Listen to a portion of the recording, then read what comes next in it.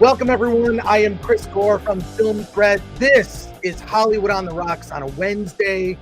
It's a Wednesday afternoon here on the West Coast. Happy hour starts very soon. Happy hour is whenever you want to crack one open and enjoy yourself. Today on the show, oh, did you hear that? I'm ready. I'm ready. Are you ready? Today we're going to be talking about Avatar. Is it a box office bomb? No. We're also going to be talking about Babylon. We can finally discuss this film directed by Damien Chazelle. Can't wait to talk about it. Also, Women Talking, directed by Sarah Polley. Sure to win all the awards. And the director of The Mean One is going to be joining us. Sometime during the show. He's on the East Coast right now. Director Stephen LaMorte is going to be joining us to talk about The Mean One. I also have to talk about recent events that may involve someone I know. This is very serious charges. We're going to look at the video, and we're going to determine what exactly happened. All right, is everybody ready?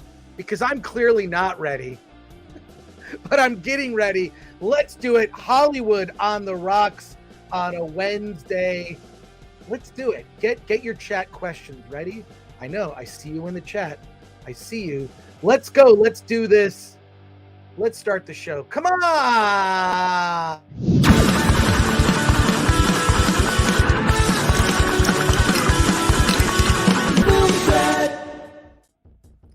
Season screenings, Alan. Season screenings. How you doing? Hold on. You got to turn that music up. Oh, wait. No, okay. All right. No, I got it.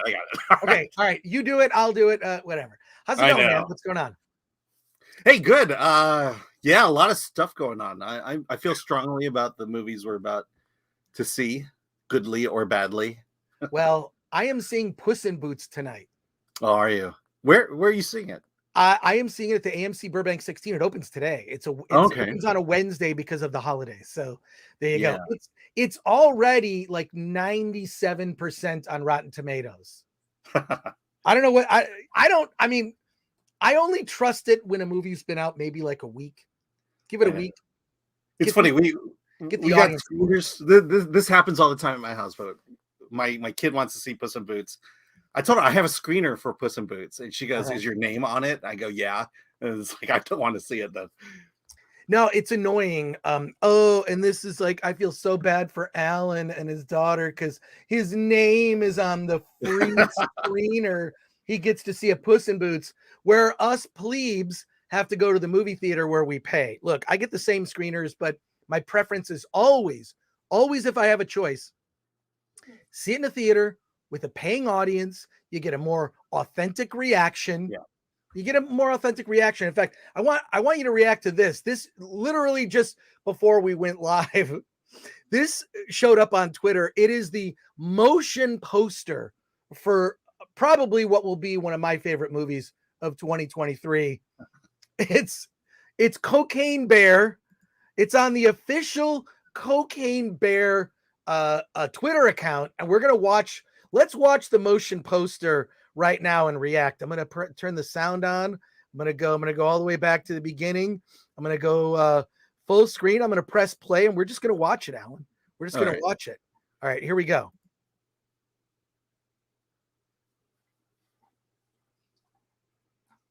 Well, I guess there's no sound. Yeah, not on the motion posters. Not on the motion. That's it. That's the motion poster. That's all we're seeing. Yeah, usually they loop those things, so that's just constant motion. But yeah, this is actually pretty good. Yeah. No. Okay. It's not bad. All right. Well, let's. That was. I was expecting a lot more. I was definitely expecting a lot more. Couple interesting things. I was thinking about you. Mm-hmm. I was thinking about you, and I'll tell you exactly why. Yesterday, this is true story. I was doing my laundry, and I had a lot of laundry. I don't even want to get into why. I just had a lot of laundry to do, and I'm looking at the laundry, and there's a certain amount of minutes left, and I just thought of Alan. I don't know why. I just thought of Alan when I saw that. It was kind of crazy. It was bizarre. That's adorable. Yeah. 69. Come on. I can't. Now when I see that, I used to think something else. Now every time I see it, I just think of Alan. 69. Come on. Am I the only one? People in the chat, we're going to get to people in the chat. When you see these numbers, do you think of something dirty or do you think 69? I don't know. What can I say? Anyways, I laughed when I was doing my laundry and I saw that and I thought that was kind of funny. So I remember the days of laundromats. And no, I didn't go to a laundromat, but I saw the number on there. I thought it was funny. Let's get to the comments here and see who is in the chat. Excited because it's the holidays and we're doing. Oh, I need to let everyone know right now. You absolutely have to see our Film Threat holiday special on Friday. We're having a ton of special guests stop by. Let's see who we've got confirmed. We have Dante James from Verbal Riot, Paulie from Latino Slant, Anna, that Star Wars girl, Eric Weber from Midnight Movie Talk, Script Doctor is going to be joining us. I sent out to some other invites to some people, and we have a very special mystery guest that's going to join us 1 hour into the show to basically give us all a gift. This is I don't want to tell you, it's a surprise.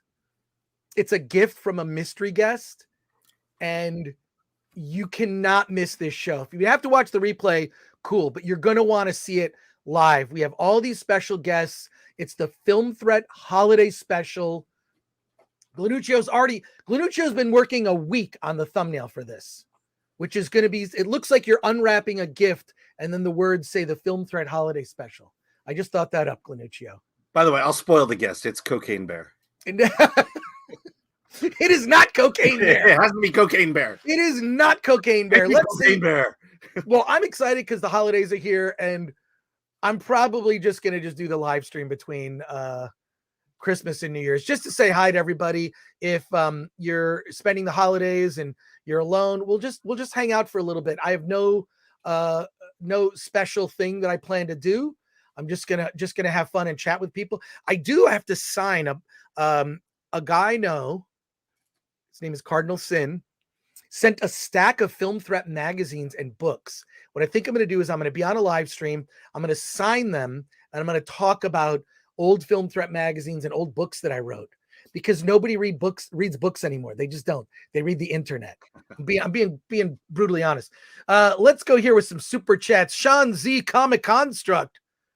I think Sean is going to be joining us in San Diego in July. I got a feeling. Yeah, possibly. Thank you for the $1.99 super chat. Man, I love Wednesdays. Thank you for that. Colt Seaman for $9.99, who's also a member. Thank you for that. Says, do you think a good video idea or segment next week would be your top 3 or 5 films of 2022? Merry Christmas. Hopefully your stockings are filled with coffee for Chris and Disney paychecks for Alan. Well, I definitely know the paychecks are there. Yeah, I could open my Disney paychecks if you could open one of your Disney paychecks live on the stream. Yeah, I was just I mentioned I'm having a hard time filling out a top 5. I definitely have a 4, and I feel like my 5th is a wild card. No, it's same here. This has been a weak year for movies. There's sort of a couple different types of films you could categorize. There's your popcorn blockbuster movies. Okay. Top Gun Maverick on that list. Top 3, easy. Then you've got your awards and Oscar movies. This is the really important films that Hollywood puts out and wants to shame you into seeing. Then there's little small indie movies, and we're going to save that list for when we do our award show, which I think we pushed it to May in order to, because I have to release a movie. That's why. Actually. I'm not going to lie. I have to release my film, and that's going to be in April. And we may be going to South by Southwest in Austin, Texas. So any Texas Film Threat fans, we might be there in March. And then in May, we're doing Award This, and I really want to pack the theater. We've got, I think, about 400 seats, and it's going to be a big party. Thank you for that, Colt. Comic Construct with Sean Z. Again, $1.99. You see the Oppenheimer trailer. What'd you think? Alan? I haven't seen it. I saw Avatar at a Dolby theater, and so apparently I missed a lot of good trailers seeing it there. Dude, you gotta go. Look, I know people because they have like they'll just go to see a movie just to see the trailers, kind of stick around for a movie they've already seen, and then bail. But that's true. I could just get a ticket for Avatar because it needs my ticket. Well, I first of all, I will see anything that Chris Nolan does. I think his last Tenet did not thrill me, but Oppenheimer looks incredible. I like the idea that he is recreating an atomic explosion, not with CG. Yeah. But I guess it'll be CG enhanced, okay, like removal of stuff. But he is a big fan of, a friend of mine builds miniatures in Hollywood, and what Christopher Nolan likes to use, he uses a thing, he calls them bigatures, because they're like larger sized miniatures. When you think of miniatures, you think kind of tiny. His miniatures are like huge. And many of the scenes you would not believe in The Dark Knight, many of those were created with bigatures. Just look up, you can probably find pictures, but this friend of mine, Fawn Davis, had him in his office, and I couldn't believe it. Like, oh wow, you've got like that truck that the Joker is like shooting the bazooka out of. There's like a bigature of it. There's a bigature of, the tumbler, the Batmobile. It's pretty incredible. So Sean Z, Comic Construct with Sean Z goes on to say, I'll fill you in if need be. Well, great energy today, you too. Yeah, I'm excited because I'm gonna see Puss in Boots later. And then Sean goes on to say, wait, how many accounts does Sean have here? Look at this. Because of you, Chris, I'll be there, FT for life. Hell yeah.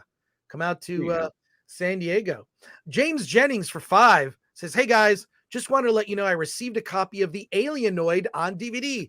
Can't wait to watch. Keep up the good work. That's right. And we have some giveaways coming up next year. They're all basically things that you would like, DVDs and digital codes for movies on VOD.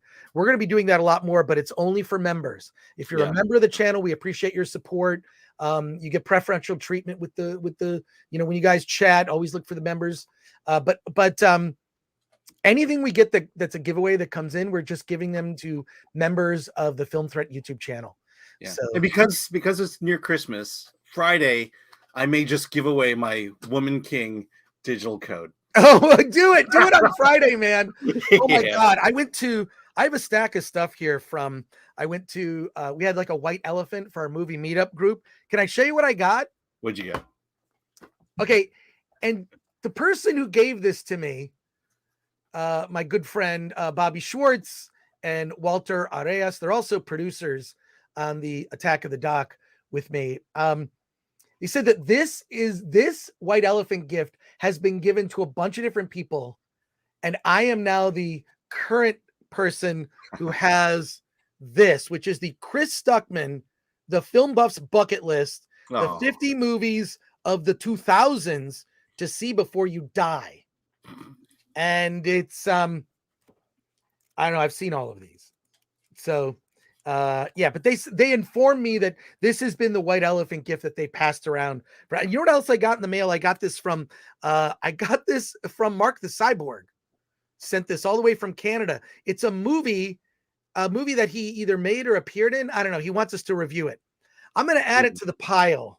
It's animated, or is that Mark the Cyborg sent me this from Canada, and it just arrived today. I'm going to add it to our pile. Is that animated or is that live action? I have no idea what it is, but we'll review it. We'll review it. We'll definitely review it. All right, let's see. We got Phil. Okay, Ghost Rider has been a member for a month and says, greetings, mortals. Y'all are my favorite critics. When is the stream with the mystery guest, Chris? That is Friday. We have a mystery guest that's coming in. A lot of people from other channels, Script Doctor, Paulie Latino Slant. We have Dante from Verbal Riot, Anna, that Star Wars girl, people that are familiar to you that watch the show. It's Cocaine Bear. It's got to be Cocaine It's Bear. not cocaine. This is a mystery guest, a person that also is not going to show their face. And we have a gift that this person is giving us. It is the coolest gift I don't even want to get into it. I don't want to spoil it. I don't want to build it up too much. Just I can't wait because there's going to be like 10 of us watching live. It's going to be very exciting. So yeah. Look, it's easy. It is Cocaine Bear, and he's giving us cocaine. Not. Scott McKenzie says, is it Henry Cavill? It isn't. Pilgrim Media says, can I buy a Film Threat patch? They are not for sale. But if you send a self-addressed stamped envelope to Film Threat, 5042 Wilshire Boulevard, PMB 1500, Los Angeles, California, 90036. Oh, look, Alan. There we go. Alan. It was great. Within 25 seconds of me talking with that, he added the thing. It was perfect. If you get it to me before the end of the year, I'll just give it to you. But I need an envelope with some stamps on it. Pilgrim Media, that's for you and you alone. And support us and buy something on the Film Threat shop. We've got, I'm getting all this out of the way till we get to movie discussion and our special guest, which is going to be very exciting. So let's see. Well, let's see. Wait, where are we? I had all these tabs set up and now I'm lost. All right, here we go. The Film Threat shop. Go to shop.filmthreat.com. You can pick up one of these amazing shirts. Look at this. We've added a Tron. This is a Tron design. Ooh. Look at that. Can you see that? Can you see it at all? I don't know if this is. I'm gonna have to zoom in. Let me get that one. Don't play the music. Can you see it? Okay. I don't know. I can't tell. All right. Yeah. It's sort of in the style of the Tron logo. What else do we have? We've got a bunch of new ones. This is Alien, right? You've got Alien. That's not, it's, how do we get these models? How do we get these models to model our shirts? And look at this. Top Gun Maverick shirt. Or no, it's not Top Gun Maverick. It's not Top Gun Maverick. It's inspired by. So there you go. A lot of new shirts that have come onto, and look at this. We even have a Hollywood on the Rocks shirt. Check that out. Look at that. Where do we get these models? Look at that. That's awesome. Cool. So there you are. Also, what's on the front of Film Threat? Like I always like will look and I'm like, because I want to know like, well, what movies are coming in to Film Threat? I got a tab open. I got a tab. Let's see. What are we reviewing today? Blanquita is a movie. Yeah, actually that's I was gonna say I was gonna say that's from the India Film Festival, but it's not. Guillermo del Toro's Pinocchio. We got a review. Yeah, Josiah reviewed that, gave it 10 out of 10, and we got retweeted by Pinocchio. So. Oh, by Guillermo or Pinocchio? By the film. Well, there you go.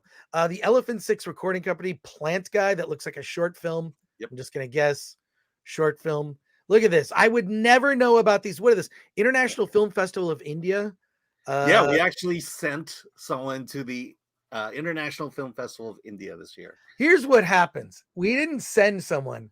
Someone who's a writer in India said, hey, can I get a free press badge? I'll go under the auspices of Film Threat. No. Some reviews. He's been writing for us for 3 to 4 months now. He regularly submits reviews, and he asked if he could go, and I said, yes, please go. Oh, that's great.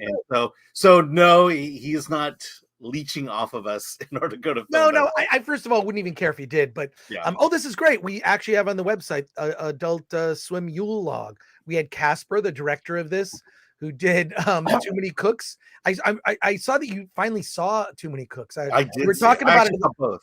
You were talking about it in the Discord. Yeah. I mean, they're all on HBO Max. I didn't realize until now. Oh, that's great. I started watching those too. I went down the rabbit hole of watching a bunch of those fake.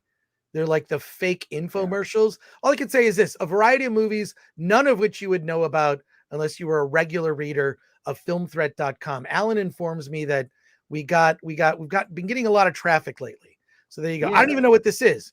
Children of the Mist. That's it's a documentary. I want to say it's a human trafficking documentary. I could be wrong, though. We have a variety, all types of movies that you can check out at filmthreat.com. Go to our review section and check those out. You're not getting ads because I think I'm logged in. Yeah. But there you go. Back to the chat. Weissmax 33 for 10. Saw Way of Water Friday afternoon, liked it much more than the first movie. I am curious if Cameron continues using religious concepts in future installments. 100%. If you saw, and I'm going to share screen again. I'm all about share. I'm sharing my screen a lot today. Sharing my screen a lot. Let's go to this. Nope. I have it. Where is it? No. There we go. I mean, the final movie. Oh, there you go. Okay, so this is from Culture Crave, made this graphic. You got, Avatar Way of Water came out. So that's great.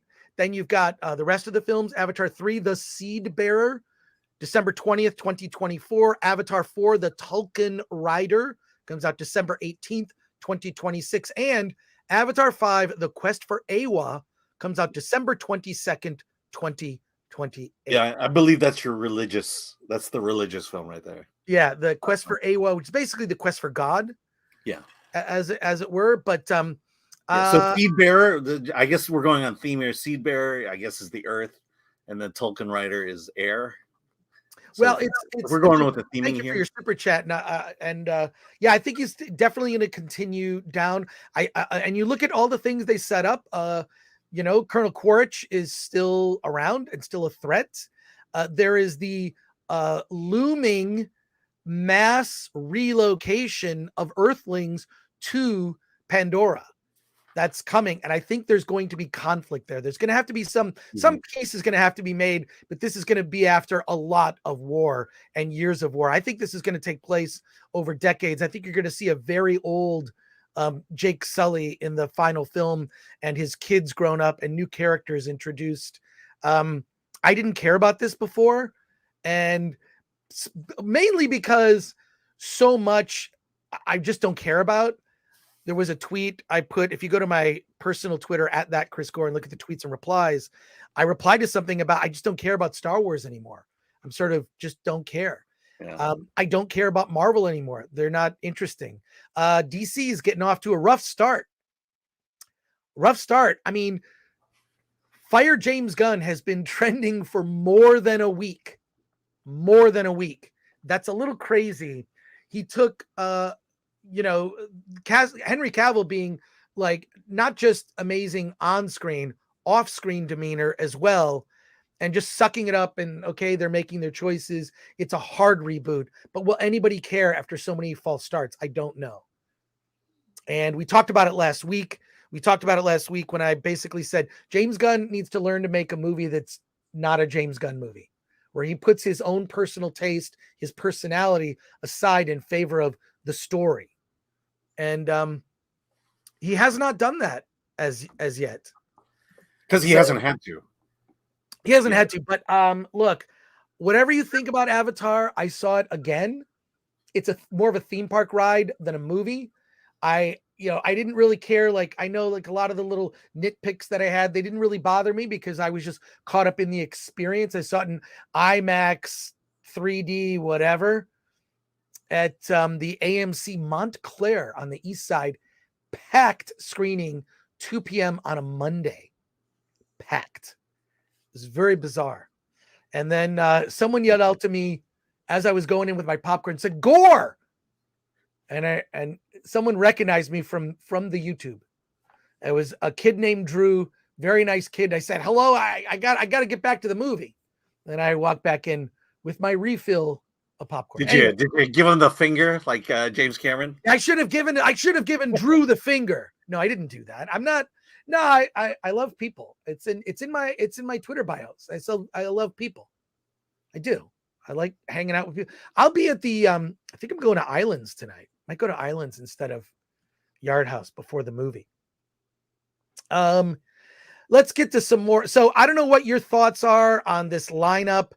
James Cameron has said if Way of Water is a bomb, he is going to he's just going to wrap it up in the third movie. The third movie is shot. They have shot the first act of Avatar 4. So they're well into these films. When people say these movies cost a lot of money, it's amortized, right? It cost. Did I hear your dog? Yeah, that's her. Okay, maybe a treat. Now, Alan, come on, chew on that. a treat for your dog. Well, I've been giving her these rawhide things, and Chews? Are they chews? yeah, rawhide chews. Well, there you go. I'm getting better results from those. So No, it's just amazing to me that a movie that earns in its opening weekend $500 million can still be considered a failure, and it says something to the fact of why are we making movies that need to earn $2 billion to profit. Let's get into it. We've been talking about this for a while. Let's go. A freaking IKEA chair.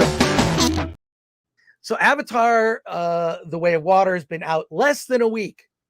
Today is Wednesday. Movie's been out for, less than a week.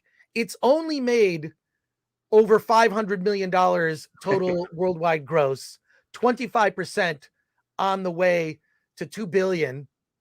And people are calling it dead. It's just dead. It's dead. Even though it made almost twice in the US domestic gross of the first movie. Okay, ticket prices were different. So adjust for inflation. Fine. Let's call it even. Made the same. Let's call it even. I'll give that to you. It made the same money as the first Avatar the first weekend. This movie's going to have legs, despite the fact that you've got holiday weekends. You've got a Christmas and New Year's fall on a weekend. I don't care. This is a family movie, and there's literally, other than Puss in Boots, which opens this upcoming weekend, there are no films for families that are out there.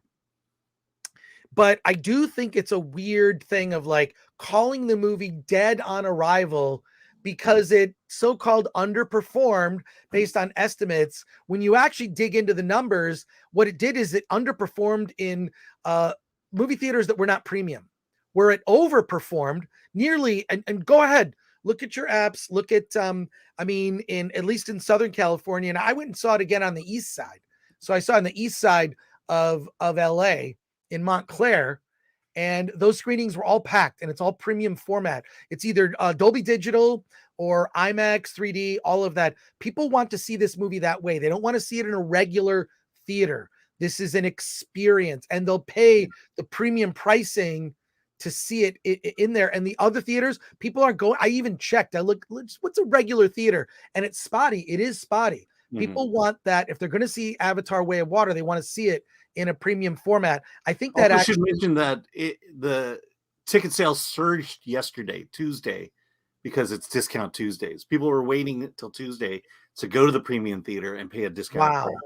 Wow. Okay. Well, that's interesting news. All I'm saying is, like, James Cameron is history. His movies tend to have legs. They do well the first weekend, and they do well the second weekend, and they do well the third weekend, and they do well the fourth weekend, and they do well the fifth weekend. There's a theme here. I'm just saying, what I'm saying is, if you look at previous history, look at the original Avatar, look at Titanic, look at both of those films. That Titanic was for 6 months. It was it was number one. And I think it was knocked out of the box office a couple times from number one, because I remember I was like we had at the time Film Threat. We kind of retired that we were rebuilding the website. We did an email newsletter, and the email newsletter came out on Sundays. We just added the box office numbers. I remember being kind of shocked, like, why is Titanic always like number one? It's a phenomenon I've never seen. Now, I'm not telling you Way of Water is going to be number one for 6 months, but I'm telling you there's nothing that can beat it between now and Ant-Man and the Wasp: Quantumania, which opens in early February. So it effectively has the next nearly 6 weeks to itself. You've got a couple movies. Puss in Boots. You've got Megan, which actually looks kind of fun. Did you get invited to Megan, Alan? Yes, I did. I'm not going. Okay, I am gonna go. Yes, please go. You can see it. You can just see it that Thursday. Yeah, or I won't. Maybe I'll see it. You'll see it. I'm not gonna see it. I have no desire to see Megan. It looks funny. It looks funny. It's a killer doll movie. That's a staple in a genre unto itself. But I think that what I see is a major overreaction of people calling this movie DOA. It's just the first weekend. Never bet against James Cameron. Do you know why? He'll give you the finger. That James Cameron. I don't know. So he may have been giving the finger in jest. I don't know. I just know that like Yeah. your I mean, movie's I'll opening defend that for a second. I think those were autograph hounds who were kind of going after him. a little bit, yeah. And Yeah. look, he's actually in the Attack of the Doc, the documentary about G4 TV and Attack of the Show. James Cameron's in the doc. It's pretty funny. I don't want to spoil it, Mhm. but Avatar and James Cameron tie into. It's so weird how this documentary has all these things that like are still relevant, but Attack of the Show and G4 kind of covered this stuff in early days. It's very interesting. Anyways, I just say don't count out James Cameron, ignore the noise, and look. Also, if you don't like the movie, totally understand why you don't like it. It's basically it's a James Cameron. It's like all the James Cameron movies thrown into a blender. I get it. I think this movie is more for kids. Mhm. I watched the original Avatar again just to kind of refresh my memory, and it's much more adult. That film Absolutely. to the science fiction. What I'm hoping is that these movies, these upcoming movies, become more serious as they go. But if The Way of Water ends up making at least close to 2 billion, we're going to get 3 more of these movies. And these release dates, I actually double checked. Those are all on Google as well. So what do you think? Yeah, What do you think? I'm bringing up Amanda Nowicki's comment here. Birds of Prey did 205 million overall. People didn't call it a flop. Avatar 3 does 500 million opening weekend, and it's called a flop. I mean, that's my point. Is I know a lot of filmmakers would kill to earn $500 million in its opening weekend, and it's only until you throw in the overall costs that somehow taints it. I don't think you can objectively call Avatar a flop. I think ultimately you could call it a financial failure if it doesn't meet its goals. But that's a lot of money. That's a lot of people seeing this movie. You saw it 3 times. How can you call it a flop? Well, let me go to some of your comments about Avatar here. As well, I'm going to go through all the Avatar comments. I'll get to the super chats because we got movies to review and we have a special guest coming on. James just saw Avatar 2 with my son, loved it. Not a big fan of HFR, but love the visuals. Let's see. Simping for Cameron, says a maggot. No, I'm just trying to tell the truth. I care about the truth. And the truth is, this movie is not a bomb. It's made $500 million in less than a week. That is not a failure. Okay. If that's failure, I want to fail and fail all the time. Before the end of this year, it'll be at $1 billion plus. So I don't know what you consider simping, but I consider this is my opinion. And look, if I thought the movie was bad, I would have told you it's bad. I did tell you a lot of things about it that really bothered me, but there you go. Let's see. Ferd to the Future says, I absolutely loved Avatar. This dude behind us was crying because of the deepness. Oh, really? That's crazy. Wow. I didn't go that far. And there you go. I'm just gonna do the Avatar. Geez, we have a lot here. Yeah. John Orchard for 10. I'm not sure Cameron has the audience he used to have. The tech is not new. I'm not voting against him. I'm just not buying everything he touches as gold. Spielberg lost his mojo too. Well, John Orchard, that's for sure. First of all, thank you for the super chat. But yeah, Spielberg kind of lost his mojo. And even though I personally like the Fabelmans, it's not for everybody. Yeah. And the Fabelmans didn't earn $500 million its opening weekend. Yeah. Wes says, Chris and Alan, is there a reason why 3-hour films like Avatar can't have an intermission? The runtime keeps many people from going. Absolutely. The long films of the 50s and 60s all had intermissions. I agree with you. I think theater owners hate it. When I saw it, 30 minutes of commercials, 3-hour, 12-minute movie.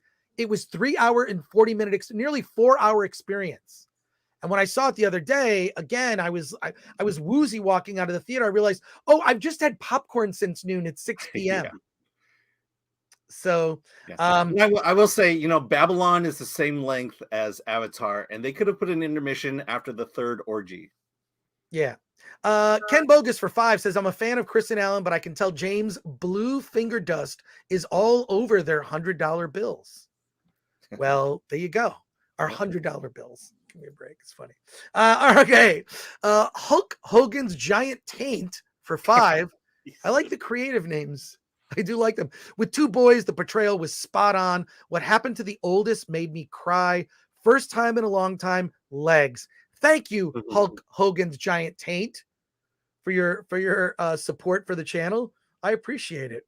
And He's yeah, not a no, big it's like, look, I think if you have a family and you have kids, this movie hits you differently. It just hits you differently if you have kids. It just does. So there you go. The Hidden Hand says the people calling it a flop are raise baiting YouTubers.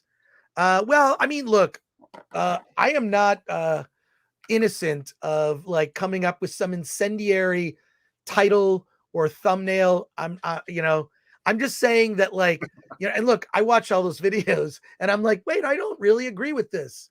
I don't mind people say that. I'm just trying to present a counter argument based on evidence and box office. And this movie's also for normies. It's for normal people. It's not a big science fiction movie, or it's not a big Marvel movie that's only for Marvel stans, or what is that the correct use of the term stans? Stands? All right. I believe so, yes. Okay, thank you. I'm as old as you, so there you go. Yeah, I mean, it's fine. It's just that I wanted to present a counter argument because I don't think it's a flop. I don't think it's a flop at all.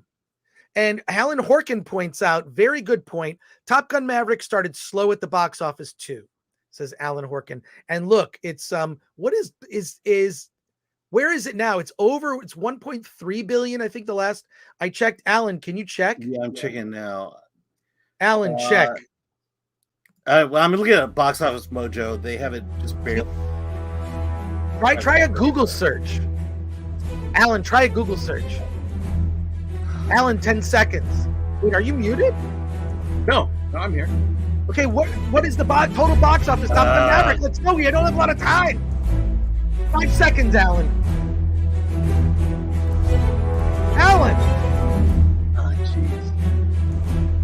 I know. I believe in you, Alan. No, because it's so stupid because you type in Avatar and it gives you the first movie.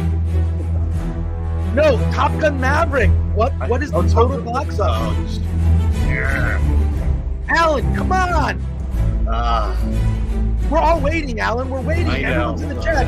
We have 700 people watching live. Alan, you can do it. Alan. Talk to me, Alan. Did you find it? Total box office. Top Gun Maverick. Okay, here we go. Find it? Yes. Okay. What is just $1.48 billion. So nearly $1.5 billion, but that took nearly 7 months, right? Yeah, May. Since May, 7 months. Okay, fair. Or June, I should say. Yeah, very. It was fair. Memorial Day weekend, so end of May. All right. There we go. I'm gonna get to the super chats. I'm sorry, folks. I'm sorry. We're behind today. We have movies to review. We have guests coming on. Shanzi Comic Construct for $4.99. Gents, he hit the Chinese market reasonably well, so he might make that $2 billion. Joking aside, so there you go. Rower 41 for 5 says, "Is there payola in the release schedule? My local 16-screen theater has nothing I'd remotely want to watch besides Avatar. How did they do that?" Well, there's absolutely shenanigans. Let's say this: theater owners have to make deals with companies like Disney and Warner Brothers to get certain titles. If they don't abide by what those rules are, they have to play a movie for a certain number of weeks or months. So yeah, they are beholden to the studios. If they want the freshest product, so to speak, they have to abide by certain rules. So it's not payola per se, but it's for the theater owners, good business. That's how I would describe it. Yeah, the theaters are making money with Avatar. Yes. Jesus Davila for 5 just gives a emoji. It's Santa Christmas tree thumbs up. Well, thank you for that. 3 hours and 12 minutes of seeing the world of Pandora is nothing. Cannot wait for the next sequels, says Loak for €5. Well, thank you for that. The thing is this, I didn't care about, I thought the first Avatar was a great self-contained story. It was done. Mm-hmm. I only care now because now I'm invested with new characters that have been introduced, with storylines that have not completed, and with sort of larger looming issues like the ending of the planet Earth and the potential relocation of Earthlings to another place with a native culture that doesn't want them there, plundering their resources.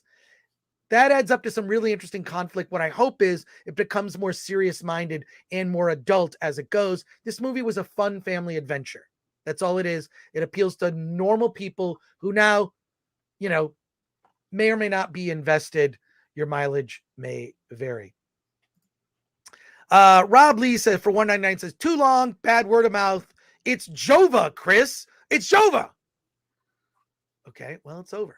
All right, that's fine.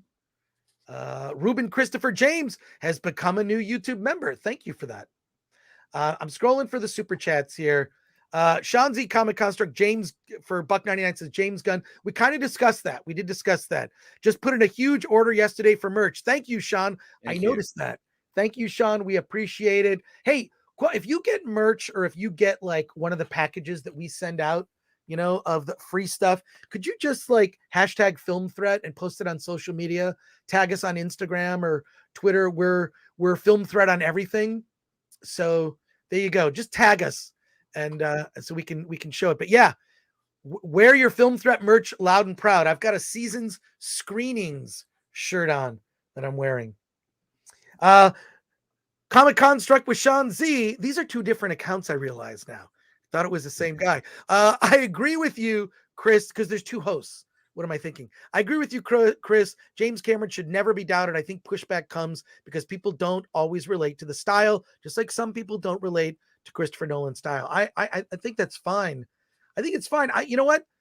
You don't have to like this movie. That's okay. We're just talking. It's the biggest movie out there right now, so we're going to talk about it. And thank you, second account, for Comic Construct with Sean Z. Buford T. Justice for $9.99 saw a pretty good horror film on Hulu called Night House, a horror film with Rebecca Hall, a very interesting concept. I think Film Threat reviewed it. Merry Christmas, Chris and Ellen. Love you guys. Thank you, Buford T. Justice. You're incredibly generous. Thank you. I hope you have a happy holiday. Merry Christmas, New Year's, Hanukkah, whatever you're doing. Festivus, all of that. Kwanzaa, whatever you're doing, have a great one. Have fun with it. I'm all about it. Are we still celebrating Kwanzaa?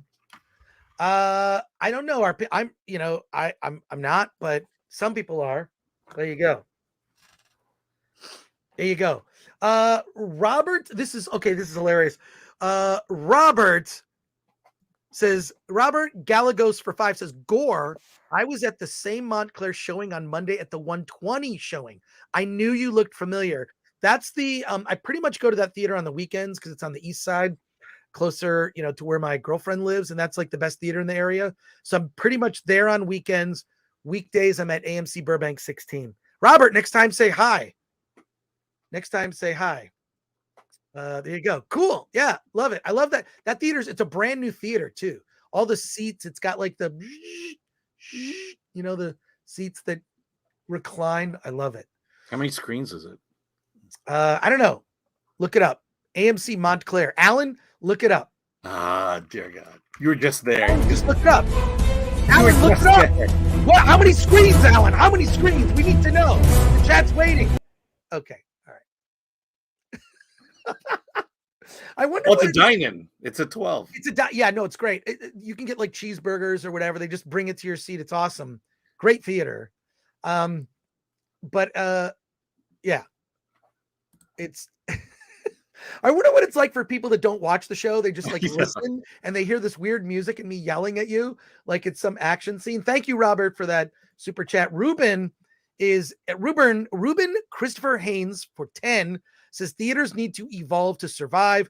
Everyone today can have the theater experience at home beyond 40X. Theaters will need to utilize advanced 3D and augmented reality for a more immersive experience. I think so.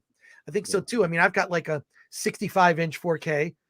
And I don't know. It was cheap. I got it at Costco. And I play video games on it. I watch movies. Yeah, they do need to compete. Avatar's not a movie I care about watching at home. Yeah, it's not one I care to watch in 2D either. Yeah. Let's see. Nova Omega says that is correct. Avatar 2 is a movie for normies and kids, average at best. I don't disagree with that. Yeah. I don't disagree with that statement. Richard Waring for 5 says, does the $2 billion include the third movie? Will the third movie be a pure profit minus ads? Nobody talks about the third movie with this. Yeah. Thank you, Richard Waring for 5. It's somehow the technology has been, I know someone who works in licensing at Lightstorm, and this is years ago. I'm thinking like, was this 2016, maybe 2015 around there? I visited the studio and I accidentally walked in to a theater where James Cameron was doing he does this, shot review, and it was incredibly boring. I was there for like 2 minutes and I realized I'm in the wrong place. How long can I pretend to have made a mistake and then walk out? But I got a whole tour of the studio. It was pretty incredible, but clearly he built the studio for the purpose to make all of these movies, basically to make 4 movies. So clearly, when you bought computers, you need to upgrade the computers. But like when you're buying things, are you buying them for this movie? Are you buying them for all 4 of the movies?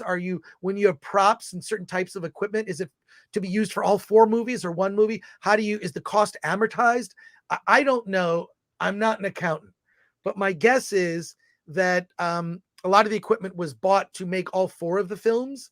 And so there you go. Also, James Cameron is not just a director. I believe he's a showman, not just a director, a storyteller. He is a showman. And so the idea of like, this movie needs to make $2 billion to succeed. Well, he's throwing the gauntlet.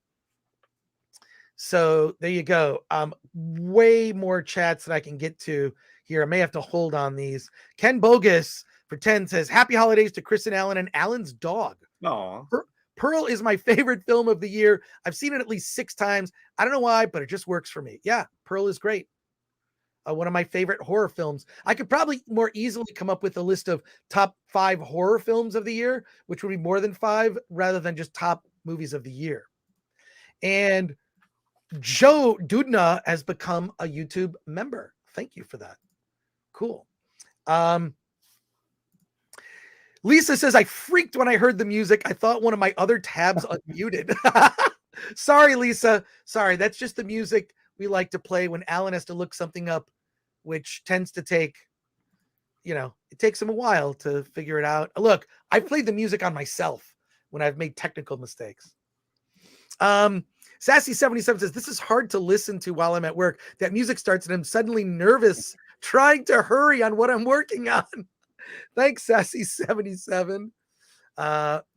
Nato Sumi says, movies fail because people just don't go out anymore. It doesn't matter if the movie is good or not.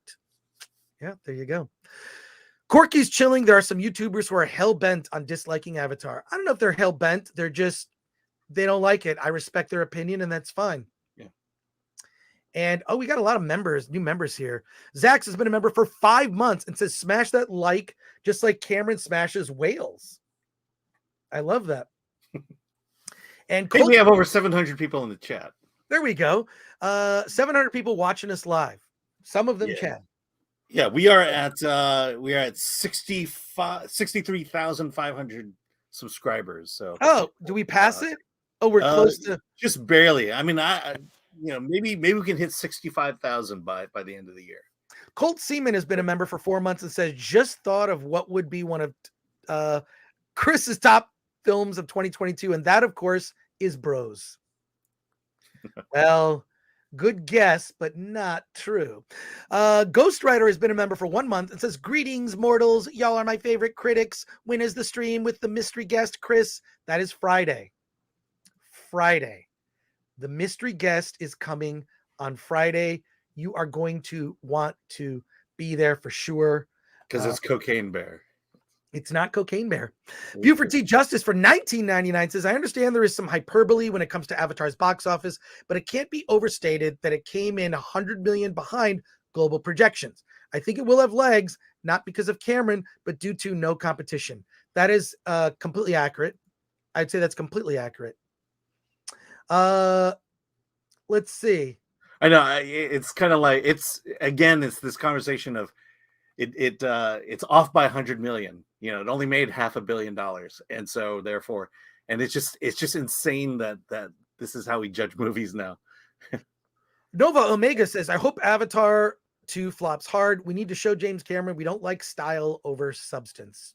Yeah, I'm not wishing for it to fail, but this is something like this has never been done. And we have no Harry Potter. That series doesn't exist anymore. That's finished. It's complete. Star Wars, kind of checked out on that. Marvel, don't care. DC, kind of looking shaky, getting off to a shaky start. I'm optimistic. I am interested in seeing these next movies. I'm interested. Mm-hmm. Avatar 2 or Avatar 8, The Quest for More Money, says Killick 69. Wait, Alan, what is it? Alan? What is it? 69. Killick, it's his name is Killick. 69. Avatar 8, The Quest for More Money. There you go. All right, let me get through these comments. We have some movies to talk about. Can't wait for the Avatar rant. Yes, well, I think you kind of got it. Fur to the Future, Avatar, the like button, you filthy animals. And Ken Boga says you can keep the Woman King code. I'm going to have to add it to my library. So that would... Scott McKenzie has been a member for 2 months and says, Happy Christmas, Hanukkah, and holidays to y'all. I would add Festivus. Whatever you celebrate. It's good. Jay Banks for $9.99. I think Stephen Lang as Quaritch can become an all-time villain. Eventually, large cities of humans will be on Pandora. I think he will lead Na'vi on an epic attack, and Jake's son will be defending him. Yeah, I think that this is going to span generations. Mm-hmm. I think it's going to end with a very old... I think you're going to see grandkids, eventually. They're doing, 3 more movies. There will be grandchildren. There's going to be lore, and it's about the relocation. We're going to see Earth, and I have predictions. I think Earth is going to be... I think humans on Earth, when they go outside, have to wear filter masks because things are so bad on Earth, right? I mean, it's the message is right there in front. It's not like James Cameron tries to hide it, but yeah, I think it could be really interesting and epic in scale, especially if it's basically a planetary war between Earth trying to settle on another planet and an indigenous culture fighting back, and they don't have the same technology. And I hope that it's nuanced. Apparently in the next movie, we're supposed to meet some evil Na'vi. Yeah, that's what I'm saying is I think we have to get to a point where there becomes dissension amongst the Na'vi. Well, there's dissension amongst the humans. There will be dissension amongst the Na'vi. Yeah. Second Frost for 5 says, saw Avatar with my son on Sunday. We went again last night. Maybe not for everyone, but it's great for a young family. Thanks, Big Jim. Well, thank you, Big Jim. Appreciate that. And it really is like, God, those moments there. It reminds me of when my son was younger.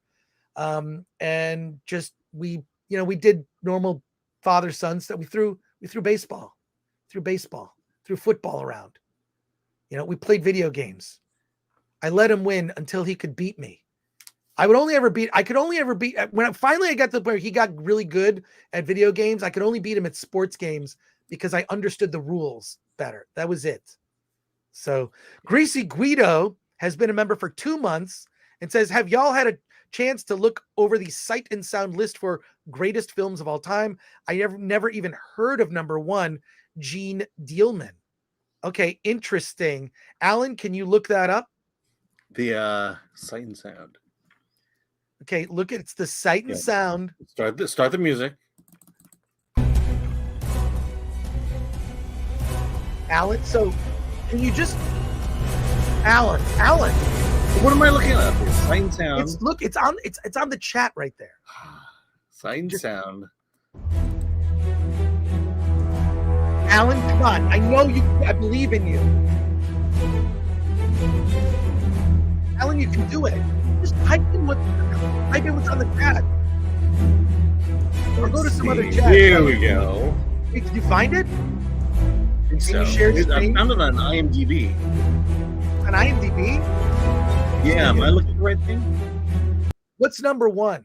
What's number 1? Vertigo. Well, Vertigo. There you go. Sight and Sound, yeah. All right. Well, I haven't had a chance to look at it.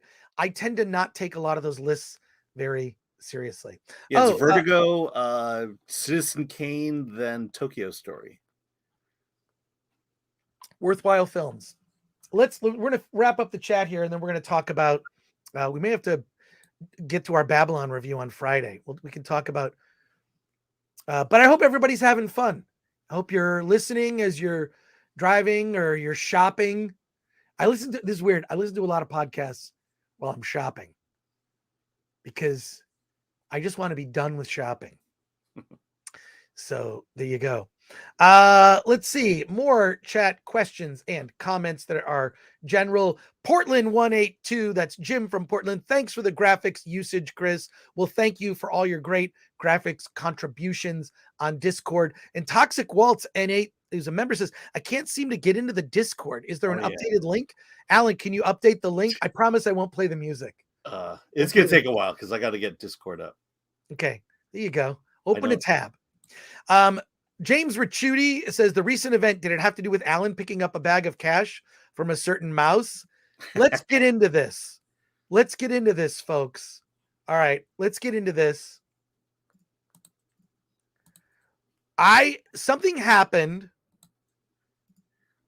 We just have to see this video. And I want you to take a look at it. I did post this on if you go to just our Film Threat YouTube channel, I posted this video, but please look at this carefully. I want to see if you can identify the person in this.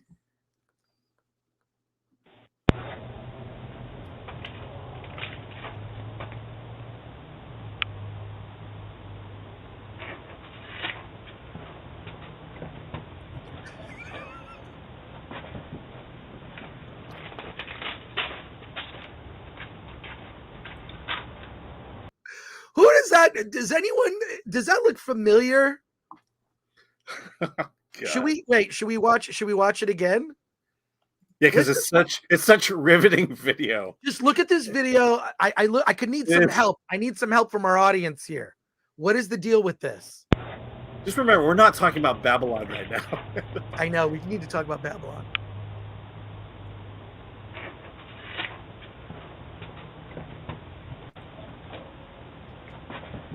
Alan, what is the story behind that video? Yeah, I'll tell you the story.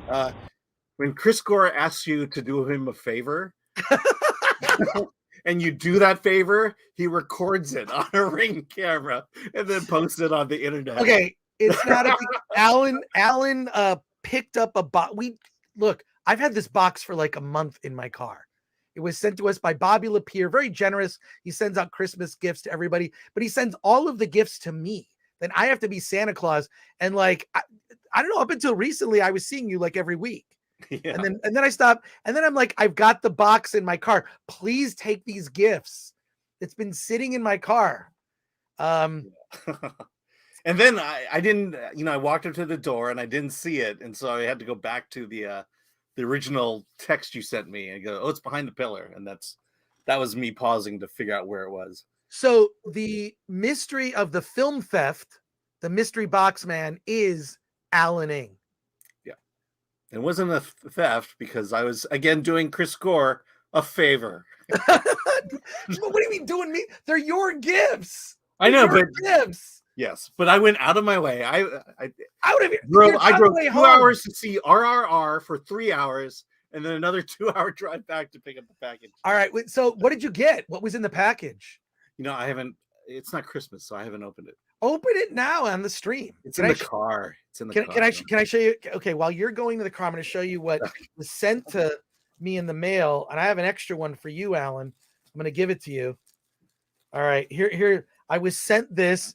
Last week we had on the filmmakers behind Christmas, Karen, and they sent me a little ornament of an actual Christmas Karen. Look at that. Okay, so there you are. Love it. Alan's in the car right now. What is he doing? All right, let's go back to your chat comments and questions here. Does this channel start on time? Unlike Gary says, root of the problem. Pretty much. I mean, worst I think we've been is 5 minutes late. Worst is 5 minutes. So there you go.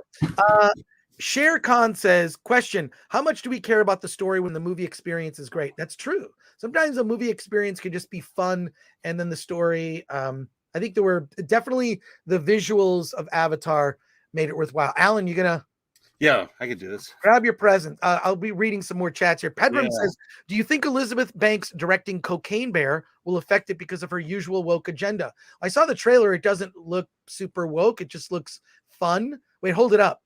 I put that in the box. That's for you. Oh, okay. I was going, why did Bobby buy a film threat shirt? That is there only one of those exists. It's Slate Boy. Ah, yes. So there you go. Oh, there look, yes, that's a Disney one. Oh, let's see if it fits. Does it? I don't think it does. Oh, barely. All right, here, I'll put on, I have one too. There you go. There you go. All right. Let's keep reading these. Amanda Nowicki says Film Threat was 10 minutes late. That or my clock was running fast that Wednesday. Oh, was it 10 minutes late? World's Best Boss. Oh, there you go. Oh, that's from the office. From The Office. There you go. We were 10 minutes late. Oh God, we were not. Amanda, are you messing with me? No, you technically you were 10 minutes late. Well, was I really? What, to do the stream, or was it to something else? I don't know. Amanda, my apologies if that's true. I try to be on timer within 5 minutes. Mexican Iron Man. Am I going to see you? Mexican Iron Man. For $4.99. Thank you for that. Zapruder 2.0 back and to the left and to the left and to the theft. Sean Z Comic Construct said, Chris, the question is, what were you doing while you were watching him through the camera? I wasn't there. I was out and about. But oh my God, when I got that video, I laughed so hard. I said, we have to upload this as a short. Latino Slant says, Christmas concert happening on the Slant after this stream. Stop on by. There you go. Amanda Nowicki says, I'm messing with the chat. I don't know if I'm going to be able to make it, Paulie. I gotta get off to Puss in Boots, and I'm hanging with folks in Burbank. Okay. Oh, I should do a correction on the Sight and Sound. It is Gene Daleman. That is the top movie. That is the top 1975. Movie. I've never heard of that movie. Yeah, neither have I. Honestly never heard of that film.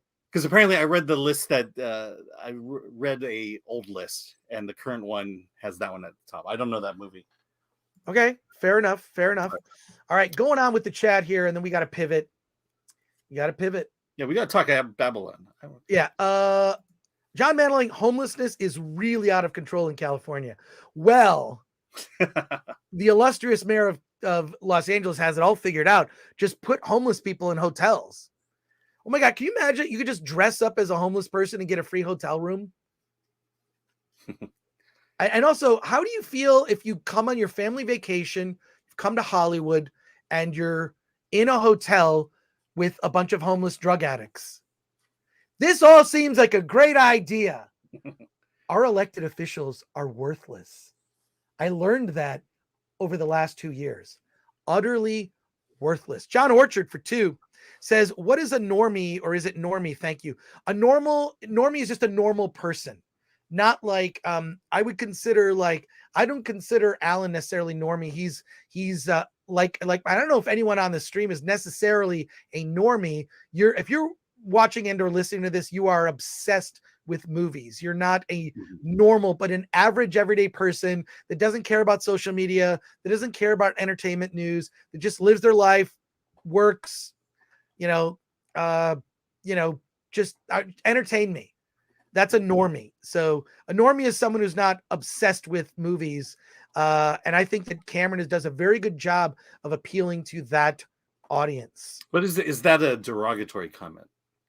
It's not meant to be derogatory. It is not meant to be derogatory at all. It is just somewhat elitist by just maybe, but it's just like a normal person who loves movies. That's fine. And Brad Young says, can fan mail /art go to the same address you gave out earlier? Absolutely. Yes. What's the address again, Alan? I already put it up there. Yeah, okay. Yeah, that is the Film Threat mailbox. Anything you want to mail to Film Threat, send it to that. You can also, if you're part of the Discord, you can post stuff there. Jim from Portland does that. And there you go. But yeah, absolutely. That's where if you want to mail us something, you can mail it to Film Threat 5042 Wilshire Boulevard, PMB 1500, Los Angeles, California 90036. All right, time to pivot. We have our special guest is joining us. He had to he actually has to go so we're gonna interview Steven, and then we're gonna talk about Babylon and women talking. Makes sense? Let's talk about The Mean One with director Stephen LaMorte. He is joining us shortly. Stephen is waiting in the wings. Waiting in the wings. Stephen, are you there? All right, great. We're good. All right, let's do a reset. The Mean One is an indie horror film that basically takes the Grinch to new extremes in an incredibly horrific and violent film for those who love Christmas. And Steven is here. The movie is it's been in theaters. I know that it's actually coming to video on demand. Steven, welcome to the Film Threat Livecast. Thanks for joining us. Thanks so much. Thank you for having me. Cool. Tell us, what led you to think, like, there aren't enough Christmas horror films out there. What led to the development of this movie and you wanting to make The Mean One? Well, I mean, something about Christmas horror and kind of children's drawings has little kids' drawings and art's always been kind of creepy. We're having some technical issues. You're having some technical issues. Can you leave and come back? Here, try and leave and come back. There you go. Do a little reset there. You got. Now you're going in and internet. out. Yeah, your internet's breaking up. Yeah. Can you leave and come back? Yeah, just drop off the stream and then. Yeah. All right, there you go. There you go. Cool. All right. Did you see This is a fun Adam movie, wearing? by the way. It's a Violent Night. Yeah. This it's playing at I believe it's exclusively at Regal's right now. And then, it's at Regal Theaters. Oh, okay, there you go. And then it will come on video on demand. All right, good. Well, let's get your questions for Steven. Hopefully the internet's working. John Orchard for 2 says, "Thank you for answering my question. Always. If you ask me a question, I'm going to answer it. All right. I'm taking this hat off. It's actually warm. These get warm. All right, he'll be back soon. All right. Maybe just as preface, it's a version of the Grinch, basically. The good thing is we lost 100 people watching the show. So there you go. Gamer Word's got a question. Where do babies come from? Gamer Word, very, very tough question. Very tough question that I don't know that I can answer on this stream. There you go. Plug it in like it's a plunger. Plug it in like it's a plunger. Wait, what? All right. Let's go back to normal here. All right. I think we've lost. Babylon can answer that question about where babies come from. Yeah. All right. Well, look, technical difficulties, they just happen. You never know what's going to happen like on a stream. Yeah, productions generally don't have. You get to that point, you're going to need an HR department. That's just my personal, and you're going to have some, you just have some version of an HR department. So HR departments. Did you just feel that, by the way? What's that? Earthquake. Oh, cool. All right, Steven is back with us. Steven, tell us about The Mean One and where it came from. Of course. Okay. Can you hear me? Can you see me? Yeah, much better. It's like a seance. I'm here. I'm with you. So I've always loved everything about Christmas, and I've always found kind of kids artwork and especially like older art and children's books, geared towards kids, kind of creepy. It's always stayed with me. I used to be a teacher, and their drawings are haunting, right? This stuff would keep me up at night. And I thought, well, when it comes to some of my favorite children's literature, if you look at some of these characters, especially a giant green monster with red eyes and big gnarly teeth that hates Christmas, is he going to be singing songs and giving hugs, or is he going to be, slashing throats and biting faces? So that's kind of where the impetus for this character came from. and kind of the idea that we could take something people knew and loved and make a parody and turn it on its head. And what, like, did you have any issues with rights? I mean, it looks like the Grinch, but you're just calling it the mean. The what now? Yeah, the rights. Yes. Well, I don't know the G word you said. I've never heard of that. I don't know what that is. Look at you. But the mean one is of course a parody of a super popular character, and we wanted to take something we never wanted that people loved, and we wanted to poke fun at it and parody it.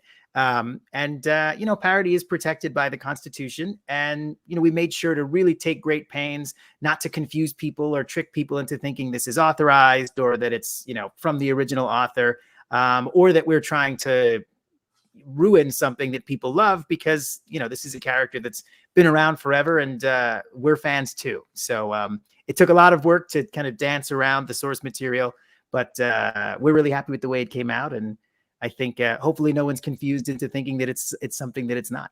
Well, I will say you drop a couple of Easter eggs, and I think your ending kind of, it falls in line with the spirit of the original tale as well. And I'll also say, I don't think this is for kids. It's not for kids. It's certainly not. Yeah. Let's go to some questions in our chat. We have we have over 500 people watching live. So here you go. I'll keep the swearing to a minimum then. Yeah, okay. Here we go. John Platt says, is the mean one similar in character to Krampus?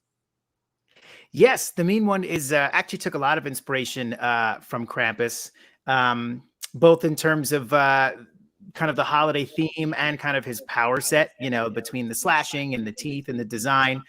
He hates Christmas, and anytime there's a, Christmas related thing in the around the town, that sets him off and lures him out. So he's very similar to Krampus, part Bigfoot, a little part Art the Clown. Definitely, you're right on the money. Cool. And then Brock Samsonite says, did you take any inspiration from the Universal Studios tram ride, with Psycho being almost directly next to Whoville in Christmas time? Actually you're not super far off. I did, when I was, 10 or 11 years old, I did go to a Universal Studios Halloween Horror Nights, and I found myself in the area of the author. No scare actors, no monsters, just the regular area with the twisty architecture and kind of the bizarre designs. And with the lights off and the smoke, it totally freaked me out. So I think some small part of that has stayed with me to this day and kind of triggered something in me that would ultimately grow to become the mean one. So great question. Solomon Thornton just comments, honestly, I always thought The Grinch would be a perfect slasher film. Cool idea. And Greasy Guido says, I see David Howard Thornton, Art the Clown, is in this. Is he the mean one? I bet he was fun to work with. You bet your bottom dollar. David Howard Thornton, Art the Clown, is the mean one. And thank you also for the compliment. The film is a slasher for sure. The character lends itself to that. And having David, who is, of course, infamous as Art the Clown, was awesome. And it was so fun to have him on set. But also, this movie is not like Terrifier. It's not super gory. It's campy and it's silly and it's goofy. And, getting to see an actor that saws women in half, as part of his repertoire of tricks, still play a nonverbal villain, but bring humor and kind of life to it, was a blast. And David's so talented. Watching him work on set was so much fun. I could easily do an all David cut of the movie. That's just him dancing and prancing and all that good stuff. He's great. Comic Construct with Sean Z says, did you take inspiration from Jim Carrey's Grinch costume and makeup, or what was your approach going in? And congratulations on the movie, man. Thank you so much. Well, I mean, a lot of our inspirations came from kind of all the different iterations of this character. I think that version is something that definitely stands out in people's mind, both in terms of not just the way they executed it, it's memorable, but also in terms of that version's a little creepy. I know lots of people who were kids when that movie came out who found the makeup, a little off-putting. So that was definitely sort of a starting point. But we also wanted to give some life to it based on the history of the character. He's been living in the mountains for 20 years. If the mean one was Gollum, right? What is he doing? He's living in a cave. He's rolling around in mud and blood. He's got to make his own costume. And all of that kind of worked its way into the aesthetics, so that there was some logic behind the way he looked. He isn't just scary for scary's sake. Great. And then the final question here. Greasy Guido says, any plans at the end for a possible sequel? That is a good question. I'm going to say no, I don't have plans for a sequel. This was a one-off, and we're super glad we're able to make this movie. But if I had plans for a sequel, there would be 10 pages of notes and some new sketches, maybe some new monsters, maybe ones you've heard of, a lot more action, more blood, more comedy, but there isn't. And I don't have plans, so don't ask me about it. But if I did, it would be super awesome. And I would be so grateful if someone were to let me do it, but I don't. And that's my story, and I'm sticking to it.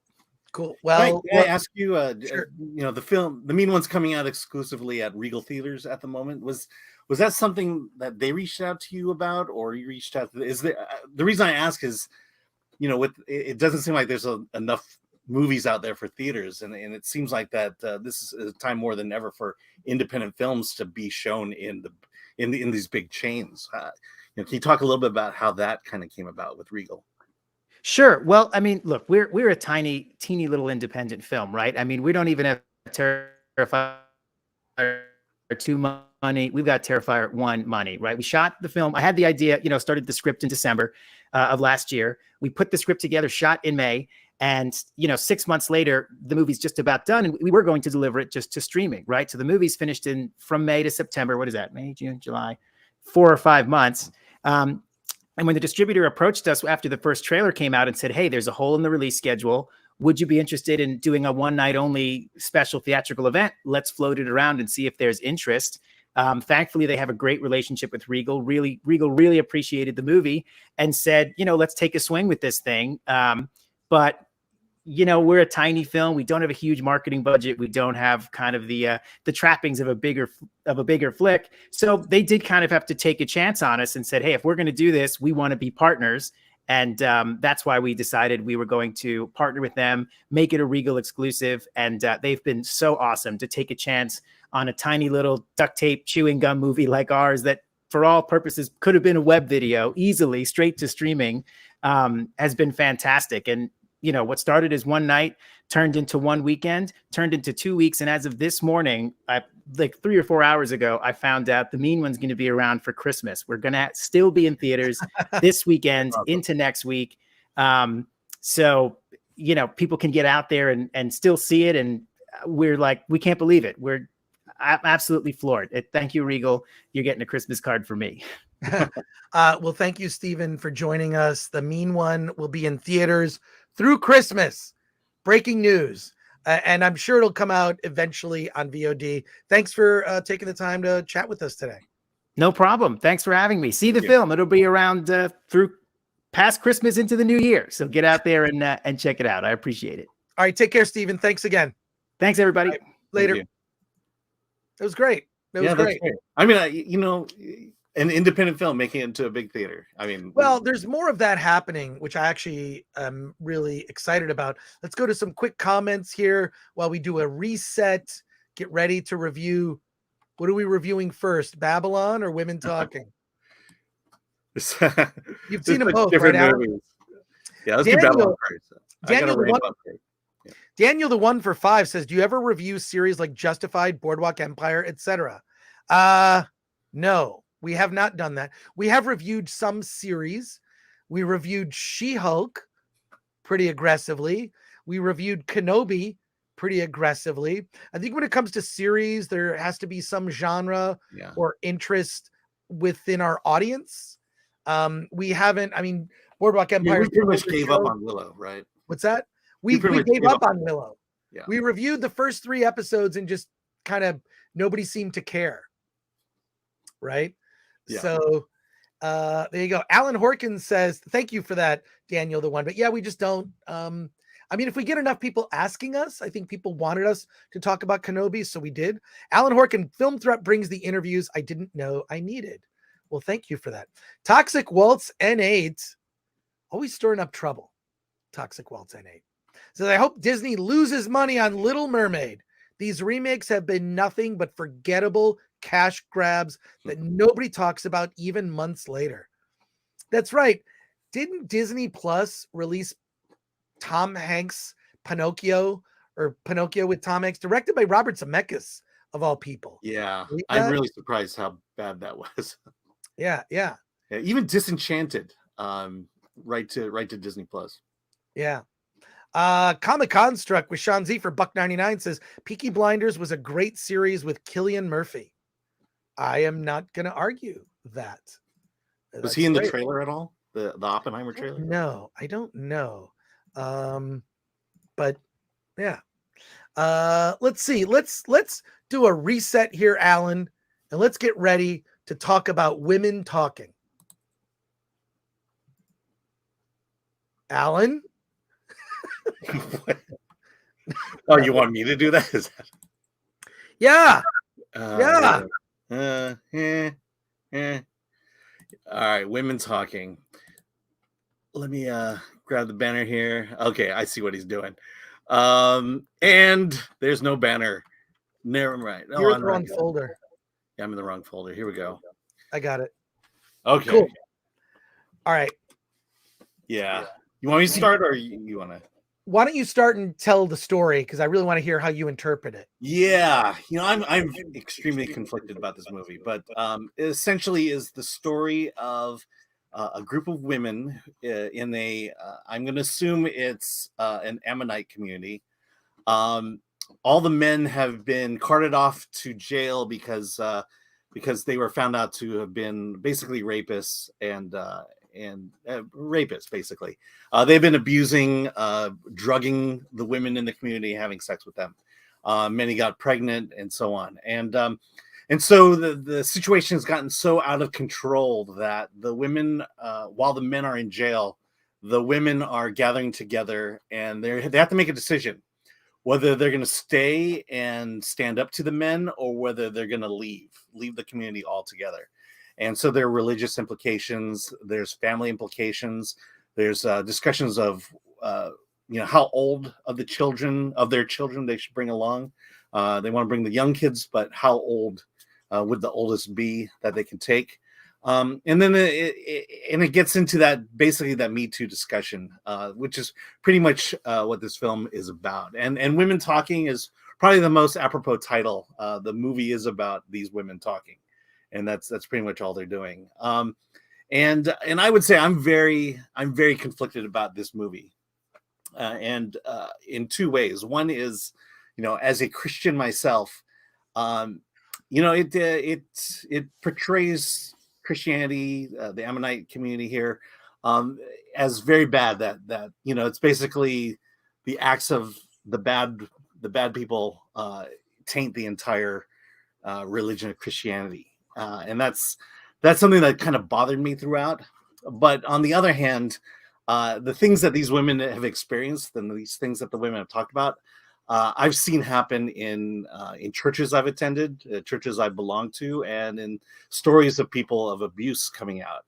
And I'm frustrated by the fact that the entire Christianity as a whole is being painted as misogynist and rapist because of the acts of really horrible people, which I know exist within Christianity.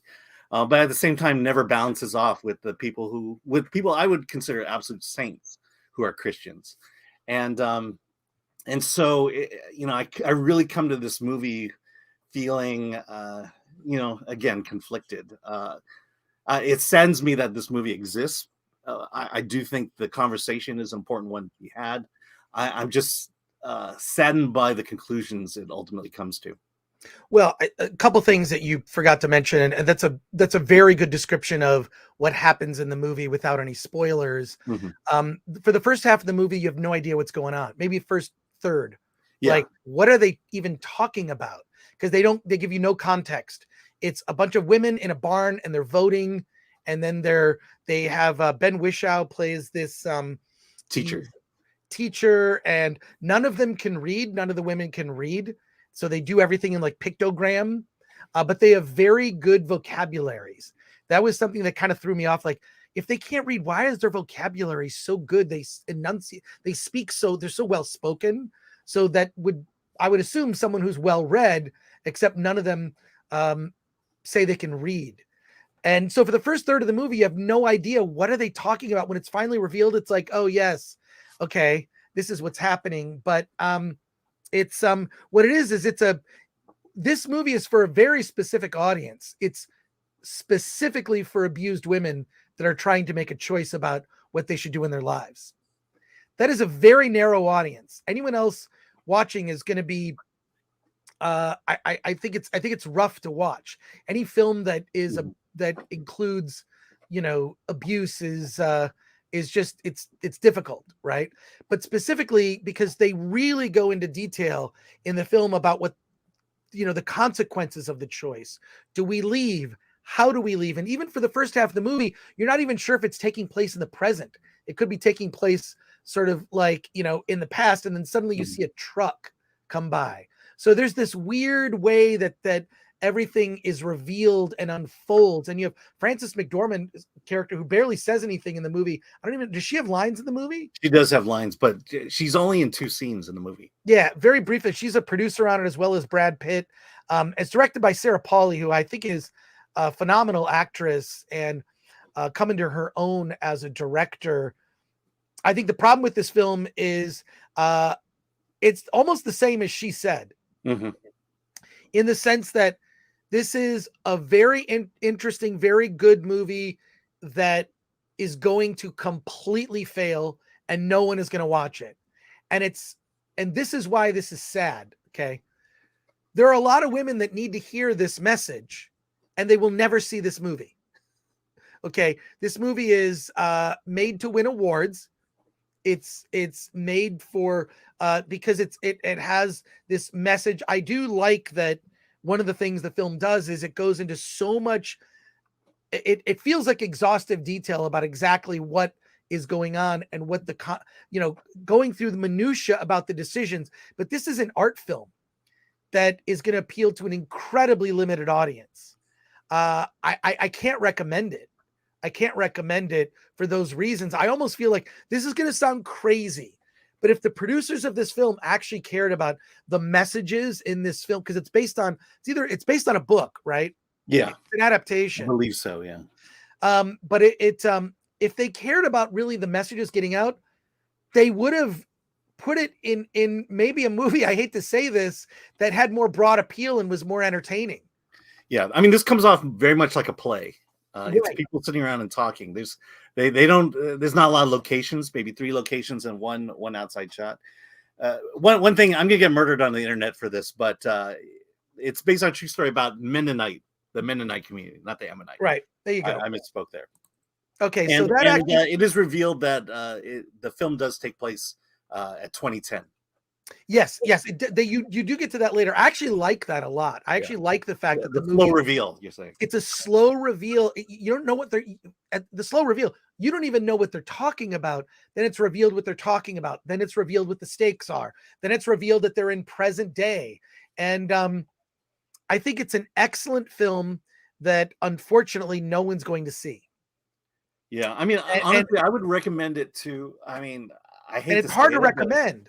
Yeah, I would say, it's sad to say, but I know women, young boys who have been abused by leaders of the church, people I knew even, and I would almost recommend this film to them to kind of give them kind of a little bit of hope and strength through their recovery, because again, it's sad, but it's sad that this movie exists. But it's sad that these things actually have happened. Well, and I will say this, the other thing, Sarah Polley, I think, is a phenomenal, she did a great job on this. The cast is excellent. Mm-hmm. Claire Foy, Jessie Buckley, a really exceptional cast. So, it's just unfortunate that this film is it's I feel like no one's going to see it. It's an awards movie that has gotten mixed reception. I don't know if it's gotten, I mean, has it gotten any it's gotten nominations for CCA. Is that correct? Yeah, Jessie Buckley was nominated Best Actress, I think. Sarah Pauli for director. Yeah, definitely. I believe that. Yeah, I'll pull it up here. Yeah. Okay. Cool. But I just want to say, like, if this is a rough film, it's it doesn't sugarcoat. One thing I thought was very effective. She doesn't show any of the violence, but you do see the aftermath. You see the effects. So a rough film, not a date movie, not a family movie, not an entertaining movie. This is the eat your vegetables version of a movie. Yeah. And I mean, my biggest problem is just the tone it's an indictment on Christianity, basically. And that's my biggest problem with it. In terms of CCA nominations, Best Picture, Best Supporting Actress, Jessie Buckley, Best Acting Ensemble, Best Director, Best Adapted Screenplay from the book, and then Best Score. Well, there you go. So that is it's sort of a non-recommendation. It's one of those things of like, oh my God, you have to see this movie, Women Talking. It's about women being, and then like the more you tell someone about it, they're not going to want to see it.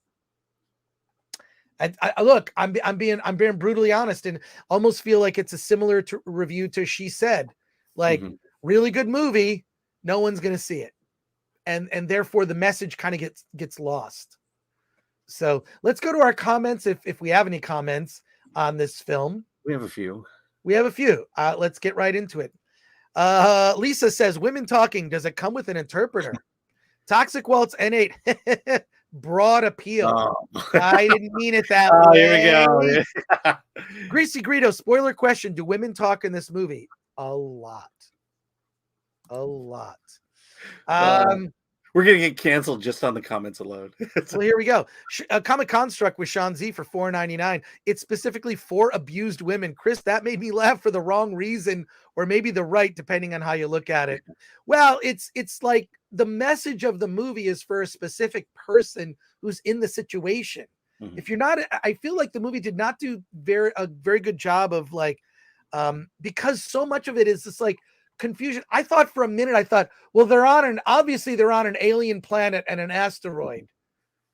This is like, I'm 20 minutes into the movie, still confused about what's going on. Are there like creatures? This is my science fiction brain. Is this like a Twilight Zone, like an M. Night Shyamalan kind of thing? So the way the reveals come out, like it's, I don't know. It's yeah. I mean, the conversations are probably the most fascinating thing about this film. I mean, exactly. It gets you thinking, and if you allow yourself to engage in it, you do have to wrestle with a lot of what's being said and what's going on. Amanda Wiki says, was Women Talking the director's pet project? I don't know if it's the pet project, but I like Sarah Pauli. Look, she was in James Gunn's and Zack Snyder's Dawn of the Dead. She was the nurse at the beginning. So I like her, and she has really evolved into an exceptional director. So she was in Dawn of the Dead. Yeah, but the tone of this, like really right off the bat, look, I'm not going to say I was bored, but I was interested in what was happening. I was just frustrated that the movie starts out as like kind of a mystery. Then you figure out exactly what, and I'm actually glad I didn't know. I'm glad I didn't know what was going on. Winter Soldier says the title has to do with the strange language that is spoken by the women in this Mennonite community. Well, there you go. The Hidden Hand says, why would any man want to go see something like this? There you are. Yeah. That's a problem. A movie like this needs to win awards for anyone to be interested, because, I mean, have you seen the poster for the film? I actually have the thing like right here. This is the poster. It's just two women holding hands. And it says, unlike any film you've seen before. It's original way to tell the story for sure. But yeah, what's also interesting is the way the opening title sequence says that this is this is like a dream or imagination of these women, which says a lot about the subject matter. Lisa says, women talking reminds me of The View. I can wait. Yeah. It's a little more civil than The View. Yeah, Murdoch 86 says, sounds like this was pure award fuel. In other words, nothing I'm interested in. Fair point. Like, this is the thing. I think people are getting more and more turned off, not just to award shows, but awards types of movies. Toxic Waltz N8 says, not to sound insensitive. That's usually something you say when you're about to say something insensitive, but I'll go on. But just as I'm tired of black misery movies like Slavery, is this in a similar light, but just with women? Yes. Yes. And there are better stories to tell. The black misery films, was that movie Emancipation with Will Smith. There are better stories to tell. They're more hopeful stories to tell. There's stories to tell that just don't, yeah, exactly. It's almost become like a cliche. So there you go. Amanda Noki says the horrible people within any religion give the religion as a whole a bad reputation. Yeah. I mean, that was my biggest problem walking away from this movie. Again, I know saints who are Christians. I've met them. I know horrible people, and sadly, I've met them too. And to indict an entire religion on the worst and never look at the best is problematic. Let's go to some more comments here. Special Agent Bill Maxwell. So it's Hollywood, and there's a good way to end it. Yeah, it's this is a movie that will get love during award season, and I think that'll be that. But Sarah Polley shows promise as a director, for sure. Yeah, it's a good-looking film. For people talking, it's shot very well. 100%. Which is very hard to do. All right, let's pivot for a moment. Let's pivot to something else here. You ready, Alan? Yeah. Now, technically, I did review this already. No, you didn't review it. You did an early reaction. Yeah, early reaction. Early reaction. Of which I described the first 20 minutes, and apparently that was too much. I've now seen the film, and I think I liked it a lot better than you did. Babylon is written and directed by Damien Chazelle. Of course, you did La La Land and First Man. It stars Margot Robbie as a woman who becomes big in silent film and then needs to talk. Brad Pitt as Jack Conrad, who is an actor, kind of based on maybe Errol Flynn. And Tobey Maguire is, well, he's in the movie. I don't want to spoil exactly what his role is.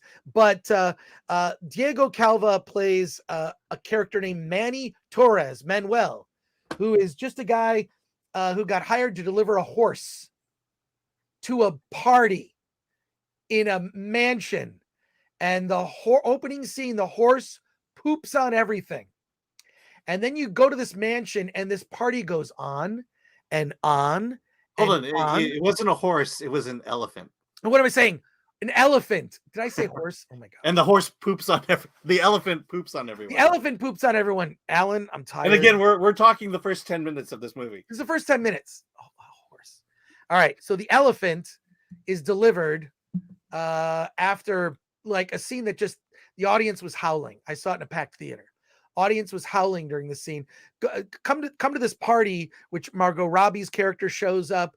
Jack Conrad is there, Brad Pitt, a bunch of other side characters that become more prominent later. This party is nonstop. I mean, it's just, there are naked people having sex just openly at this party, like Eyes Wide Shut. But in Eyes Wide Shut, it's like one short scene that's like maybe 2.5 minutes. In this, it's like the first 20 minutes of the movie is this party that's boom, boom, boom, boom, boom, boom. It's like a rave. Cocaine and it's sex. It's all cocaine, sex, drugs, sex.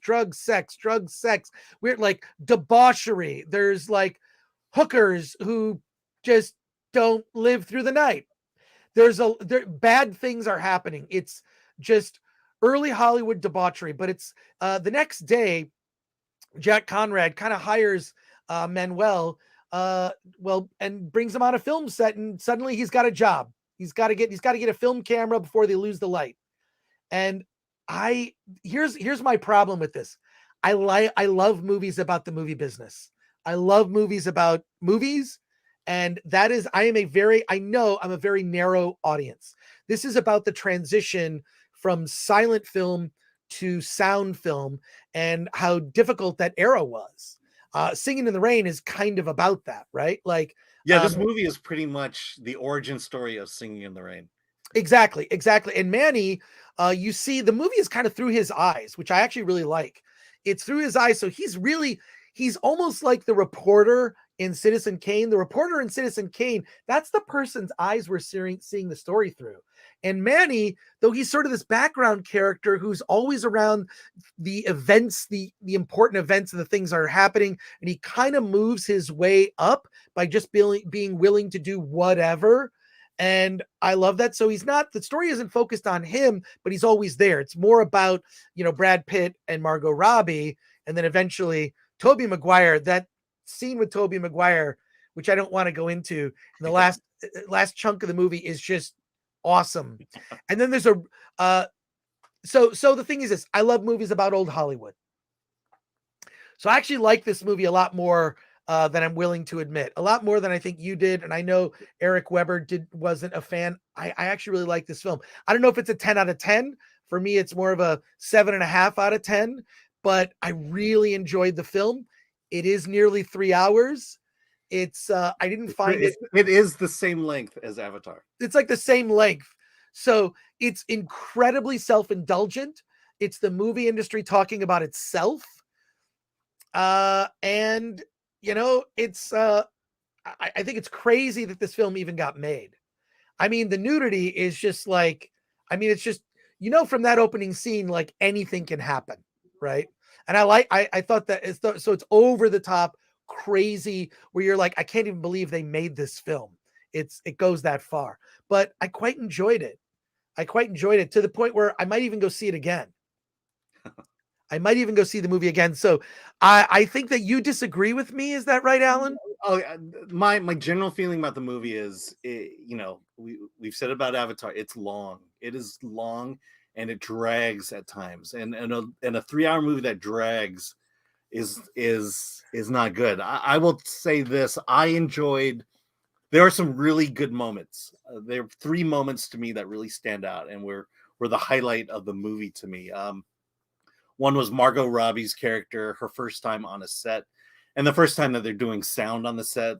There's another scene with Eric Roberts and a rattlesnake, and then they're shooting this big war battle, and I guess they hadn't invented stuntmen at that point. So, True. Yeah, and then it's it is one of those movies where it doesn't get better. It's a noir in a way that just things get worse and worse and worse for everybody. And it becomes relentless. And again, you're sitting here for 3 hours and you're just getting smacked. And that whole scene with Tobey Maguire, as great as it was, it's a depressor. And so it's not a movie. I guess I'm glad I saw it one time. I'm just not compelled to want to see it again.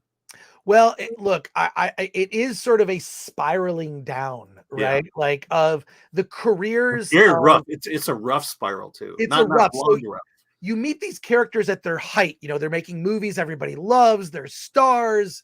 And then the sound era comes in and things change. You see how difficult. There's a really interesting scene where Margot Robbie's character is just trying to hit the mark and say one line. Yeah. And it goes on forever. And but I love it. I love it. No, the movie has great moments. It's just the moments in between those great moments that just kind of drag on. And I'll say a fourth great moment is this conversation between Gene Smart and Brad Pitt at the end of the movie. Yeah, just talking about his career. That was an amazing conversation. And I would almost say that maybe that conversation is worth the movie. And then there is one thing that I would have liked this movie a lot more, except for one thing. There's a montage at the end of the movie that I thought was horrible. they had me, and that montage was the worst thing. It was kind of bringing you to the present day Hollywood. Okay. And I thought it was, you know what I'm talking about? Yeah, now I do. Yeah. That was terrible. So I can see why Solomon Thornton is saying Eric Weber destroyed this film. Yeah, he hated it. Eric didn't like it, but I understand why he didn't like it. I'm telling you, I got more out of it than that. So there you go. But I just feel like it's a chore to get through. It felt like a chore. And I, with all these 3-hour movies that we've been watching this year, it was just work, and I don't like that. I don't like having to do that. Let's go to your comments and questions here. Davina Duckworth says the magic of movies. Well, that's what sort of this end. There's like a montage that kind of is like a little epilogue, sort of like a button on the end of the film, and I thought it was terrible. I thought it was it actually undid everything I liked about the film and made me rate it much less. But yeah, JTP RX says most important question for Alan about Babylon, since he's an expert. 69, Alan? Yep, it's there. Boobs and peepees. 69. I believe that the boobs and pee-pee comment came from this review. Hated it. And so, Alan, you hated it. Yeah, I guess I did hate it. I mean, like I said, there's some great moments that I really enjoyed, but damn. Portland 182 says Damien Chazelle showed his love for classical Hollywood in La La Land. Is this better? La La Land's better. La La Land is better. La La Land is better. In fact, I think La La Land should have won Best Picture that year. Didn't it? It kind of did for like 30 seconds. Yeah. That was weird. Remember all that when they gave it to the wrong film and then no one remembers that film, but everyone remembers La La Land. No one remembers Moonlight. And then Chris Rock gets slapped. And boy, the Oscars are great. But La La Land is much better. But this is about love of old Hollywood, and I love that too. Amanda Nowicki says the magic of movies died when the message became a thing in 2016. 100%. And Amanda goes on to say Babylon sounds like a Rent from Amazon film. Yes, I actually think that I would put it in that Rent category. Yeah, sure. I mean, if you this is weird. This is what we said about Avatar, but if you want to watch a beautiful film, you should see it in the theater. But it's a good looking movie. It's a good looking movie. Yeah. Going back through your comments here, Greasy Guido says, important question. Does Tobey Maguire show full frontal nudity? No, does not. Robert Paul Champagne, does this movie have a yellow filter throughout the whole film, the whole movie? No. It feels like it. It feels like it at times, but I actually love like the old look, like the battle scene that's at the, after the party, there's a battle scene. That battle scene looks like the way they cast people. They look like they're from the, 20s and 30s, sort of gaunt and weird looking, interesting looking faces. Well, yeah, I mean, you look at the background image here, it's golden to represent the golden age of film. Charles W. Jansen II says orgies, yay! I mean, it is like the sex is. I mean, it's equal opportunity. Let's just say that. Boobs and peepees and midgets. Deadhouse says so. It's just Hollywood being Hollywood. Then I would agree with that statement. The elephant seems an homage to Hollywood Party. Yep, absolutely. The elephant, which I incorrectly said was a horse. Thank you for the correction, Alan. Apocalypse Tedium says looks like The Player plus Great Gatsby equals Babylon, except I like The Player. Add in Eyes Wide Shut, a little bit of that. No, but it's I really love The Player. That movie holds up. That movie holds up. I worked on a TV show that was on the same lot that the opening shot was taken. The studio lot was great. Like I worked there. I'm like, holy, Robert Altman made The Player here. And then I did a TV show, and it was some dumb game show. Is that Paramount or is that early 2000s? No, it's Hollywood Center Studios. Oh, okay. So their little adjunct. Anyways, they shot it there. John Manilang says, thanks to this review, my wife and I just canceled our Babylon showing tonight for Violent Night. Good show, gents. You'll have fun with Violent Night. Babylon, 3 hours and sort of depressing. Look, I don't know. You could, unlike Women Talking, you might be able to make this a date night. It would be a weird date night. No, but like, look, I like this movie, but not as much as I thought I would because of that. The ending kind of just didn't quite have it.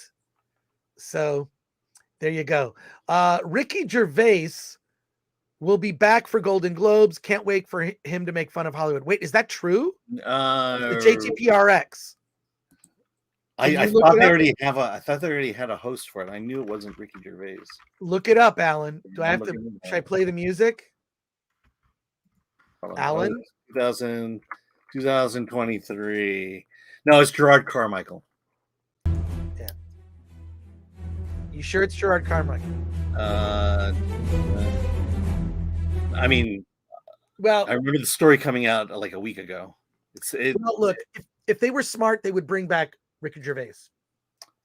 It would get huge ratings, and Hollywood needs to learn to laugh at itself. It seems completely incapable of doing that. Let's see, just a minute. Yeah, well, I mean, Critics' Choice. We have Chelsea Handler hosting ours. Oh God! Oh, by the way, if you see me go off camera for a second, I'm usually coughing or sneezing.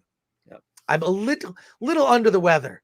I'm not super. It's just sort of a mild cold. I haven't been sick for like 3 years, so I'm due. So there you are. Pilgrim Media for 2. Mr. Gore, can we expect any zombie movies in 2023? 100%. There will be some really good zombie movies next year. And we usually cover all of them at Film Threat here. Comic Construct with Sean Z for $1.99 says, Alan, Cillian Murphy was only 1 in the trailer. What? Well, was he in the Oppenheimer trailer? That's what I'm asking. Because he plays Oppenheimer, doesn't he? He plays Oppenheimer, so he was. Yeah, I mean, there were other actors, right, in the trailer. I know I didn't see the trailer, so right. All right. Well, there you are, folks. We're going to be wrapping it up in just a minute. We have a big show, huge on Friday. Join us. You're going to it's our Film Threat holiday special with lots of people that you know about, including Paulie from Latino Slant. Go to his channel right now. Go to Latino Slant right after this. Do a raid. I might even go there and say hi for a minute. Do a raid on Paulie's channel. And we are going to have the Film Threat holiday special. Lots of people that you know about and some very, very special guests that I'm excited for you to see. And then I'm going to be giving you a Christmas gift, a holiday gift, whatever you want to call it. But the Film Threat holiday special is going to be a blast. Really looking forward to seeing you all there. Alan, what do you got for me? Yeah, we're still debating on whether to give away that Woman King digital code. What do you mean debating? I don't think there's any debate. Just post it for members. I don't think people want it. That's the thing. Post it anyway. Okay. There'll be one member that wants it. All right. So yeah. So Paulie says Slant Christmas concert and friends love after this stream. Thanks, Chris. So go to you. You're not gonna just look up Latino Slant. That's all you got to do. That's all you got to do is look for that. There you are. So cool. All right. That about wraps it up. Follow us on everything. We are Film Threat on everything. We're going to be doing our big holiday show this Friday, 9 a.m. Pacific time, 12 p.m. Eastern time. Be there. It's going to be epic. I can't wait. I cannot wait. There's a gift that everyone will be able to share in. Cannot wait. A thing that's never been done on this channel. And I can't wait. I can't wait for everyone to see it. I'm keeping it a secret. Alan doesn't know what we're doing. I don't even. No, it's Cocaine Bear. It's Glenn doesn't know what he's doing. And by the way, we did update the Discord link in the members tab. Cool. So if you are a member, go on there. The Discord link is fresh fresh Discord link. Join the Discord. I Everyone, will try to do a Jackbox night this week. a what? Jackbox. What's that mean? It's means we can all get together, play these online party games. All right. Yeah. All right. There you go. Cool. I want to say thank you, Alan. It's always great to do a show with you. It's fun. I look forward to this. Glenuccio, our intrepid producer behind the scenes, making us look good. We will be doing some, chill streams over the holidays. So if you're looking for chill, talk about whatever, join me, maybe Alan. Glenuccio probably going to be busy. That's okay. We're just doing some chill streams. We're just hanging out. Join us. It'll be a lot of fun. And everyone have a great, healthy, happy holiday. However you celebrate. Your dog's getting ready. I can see your dog needs a treat, Alan. All right. That's it for us. See you on Friday. Alan, take us out. Let's get out of here.